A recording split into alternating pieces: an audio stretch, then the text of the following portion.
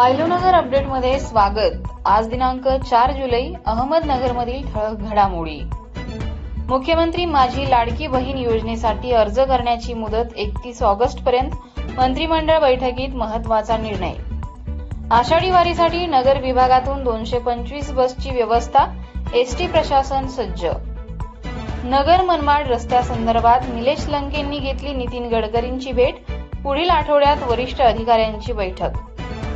भंडारदरा धरण पाणलोटात वरुणराजाची जोरदार हजेरी। धरणात नव्याने 329 दशलक्ष घनफूट पाणी दाखल। खासदार निलेश लंके करणार जनआक्रोश आंदोलन। कांदा व दूध प्रश्नावर जिल्हा प्रशासनाला देणार निवेदन। श्रीरामपुरात पार पडले पहिले रिंगण। सराला भेट दिंडीचे शहरात उत्साहात स्वागत। भटक्या कुत्र्यांच्या बंदोबस्तासाठी महापालिकेत आंदोलन। महाविकास आघाडीतर्फे निवेदन। कामात सुधारणा करा अन्यथा अधिकाऱ्यांच्या दालनात ठिय्या आंदोलन। अनुराधा नागवडे यांचा इशारा। छत्रपती शिवाजी महाराजांचा अश्वारूढ पुतळा संगमनेर बस स्थानकासमोरच होणार। आमदार सत्यजित तांबे यांची माहिती।